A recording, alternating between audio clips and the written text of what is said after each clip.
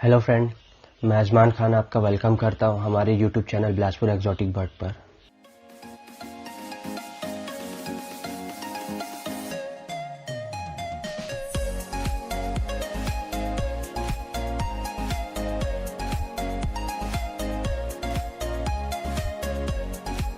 वैसे तो बर्ड हर किसी को पसंद होते हैं। अगर आपके बर्ड्स घर पर ब्रीड करें तो उनकी बात ही कुछ और है। तो हम आज आपको बताएंगे कि बजीज को घर पर पालने और उनसे ब्रीड लेने के लिए किन किन बातों का ख्याल रखना चाहिए। वैसे आप जब भी बर्ड लेकर आए तो सबसे पहले यह कंफर्म कर ले कि आपको बर्ड को रखना कहाँ पर है। दोस्तों, होता क्या है, हम बर्ड लेकर आ जाते हैं पर उनको ऐसे जगह पर रख देते हैं जहाँ पर लोगों का आना जाना बार बार होता है, उससे बर्ड डिस्टर्ब होते हैं। या फिर हमारे घर के बच्चे उन केज के पास में बार बार जाते हैं, उससे भी बर्ड डिस्टर्ब होते हैं। या फिर हमारे घर में कोई पेट्स होते हैं, जैसे कि आपका कुत्ता हो गया, बिल्ली हो गया, ये भी केज के पास बार बार जाते हैं, तो उससे भी बर्ड डिस्टर्ब होते हैं और डरते हैं।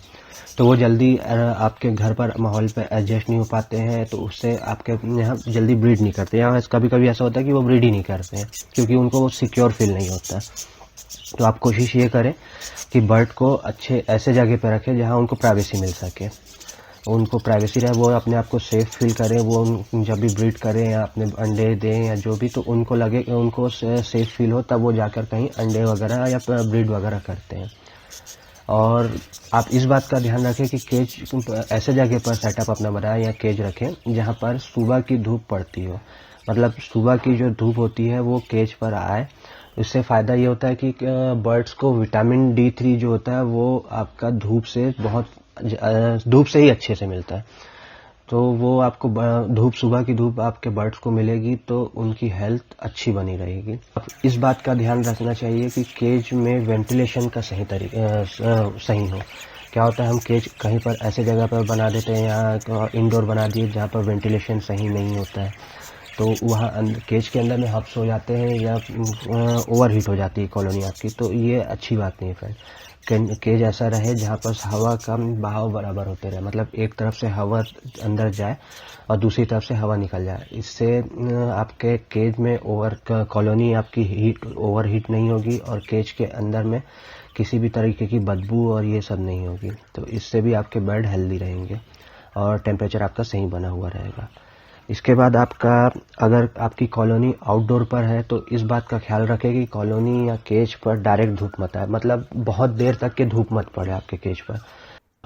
ऐसा कुछ नहीं है, केज पर बहुत देर तक के धूप आती है तो आप केज के छत पर टीन की शेड अगर डली हुई है तो उस टीन की शेड के नीचे आप थर्माकोल की मोटी शीट डाल दें। इससे आपकी कॉलोनी ओवर हीट होने से बच जाएगी। थर्माकोल आपका हीट को अंदर कॉलोनी के अंदर नहीं आने देता है, तो इससे आपकी कॉलोनी ओवर हीट होने से बच जाएगी। क्या होता है, अगर आप ऐसा नहीं करते हैं तो आपकी कॉलोनी ओवर हीट हो जाएगी और इससे आपके बर्ड के हेल्थ पे बुरा असर पड़ता है और कभी कभी ऐसा होता है कि आपके बर्ड्स मर भी सकते हैं। तो इस बात का आप अच्छे से ध्यान रखिएगा। इसके बाद आपको ध्यान करने के लिए ये है कि आप जब भी बर्ड लेकर आए तो किसी ब्रीडर से बर्ड लेकर आए। क्या होता है, आप अगर ब्रीडर से बर्ड लाते हैं तो उनके बर्ड वो ब्रीडर होते हैं जो वो बर्ड अच्छे से उनका ध्यान रख रहे हैं और उनको समय पर दवा पानी या जो भी उनकी परेशानी है वो ध्यान रख के वो करते हैं। और आप अगर किसी दुकान से परचेस करते हैं तो दुकान वाला आपको उनके यहाँ दुकान में अक्सर करके क्या होता है फ्रेंड, ऐसे ही बर्ड आते हैं जो बीमार है या कि किसी तरीके से वो ब्रीडर ने उनसे पूरी ब्रीड ले चुकी है, अब वो किसी काम के नहीं है। इस तरीके की बर्ड, छटे हुए बर्ड वो दुकान में सेल कर देते हैं। तो दुकान में आपको सही बर्ड मिलना पॉसिबल नहीं। कई बार ऐसा नहीं है, मैं बोलूँगा कि आपको दुकान से गलत माल ही मिलेगा। दुकान में अच्छे भी आते हैं लेकिन उसकी पहचान होना चाहिए। कोशिश ये करें कि आप ब्रीडर से ही बर्ड लेकर आए। और अगर आपके घर के आसपास कोई ब्रीडर नहीं है तो आप दुकान से बर्ड ले सकते हैं, लेकिन आप किसी अनुभवी को अपने साथ लेकर जाइए, तो वो आपका हेल्दी बर्ड लेने में मदद करेंगे। इसके बाद आप कोशिश करें कि आप मिनिमम 5 से 10 पेयर बजीज से शुरुआत करें। आप इससे ज़्यादा पेयर से शुरुआत कर सकते हैं, लेकिन मिनिमम 5-10 पेयर से शुरुआत करें। मैं 5-10 पेयर इसलिए भी बोल रहा हूँ कि आप ज़्यादा चाहे तो जितना भी कर लें, लेकिन अगर बाई चांस आप किसी कारण से ज़्यादा पेयर रख रहे हैं और आप उसको आप संभाल नहीं पाए या आप सक्सेस नहीं हो पाए तो आपका ज़्यादा लॉस होगा उसमें, और 5-10 पेयर से ज़्यादा लॉस नहीं होता है। और कभी भी आप बर्ड्स लेकर आ रहे हैं तो पट्ठे ही लेके आए, एडल्ट या फिर ब्रीडर मत लेके आए। क्या होता है कि एडल्ट ब्रीडर पेयर अगर आपका कोई भी ब्रीडर आपको ब्रीडर पेयर है या ऐसा करके बेच रहा है तो आप कोशिश करें कि पट्ठे ही ले, क्योंकि क्या होता है ब्रीडर पेयर जल्दी कोई आपको देने की नहीं, वो उनके पास में वो ब्रीडर पेयर में कोई प्रॉब्लम होगी, या तो वो प्लकिंग कर रहे हैं या और भी कोई कैल्शियम, उनके बच्चे सही नहीं निकल रहे हैं, कंडम बच्चे आ रहे हैं, या फिर और भी किसी भी तरीके की बर्ड्स में प्रॉब्लम होती, तभी लोग अपने ब्रीडर को बेचते हैं। या फिर वो बर्ड काफ़ी पुराना हो गया है, अपनी एज पूरी ले चुका है, ऐसे कोई अपना ब्रीडर पेयर आपको नहीं बेचेगा, है ना।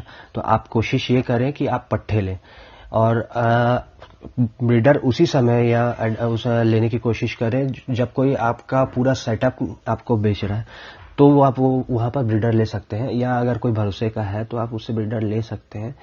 और मैं तो आपको प्रिपेयर यही करूँगा कि आप पट्ठे ले या सेमी एडल्ट चिक्स ले।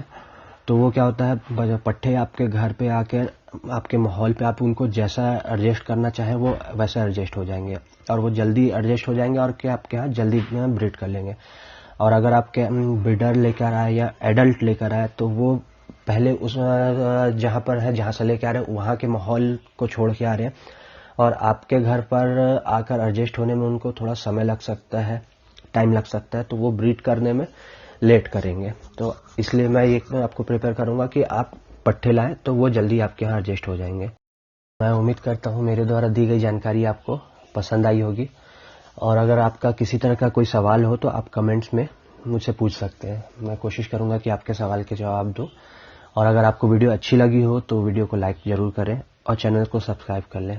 बजीज ब्रीडिंग से रिलेटेड वीडियो हमारे चैनल पर आती रहती है।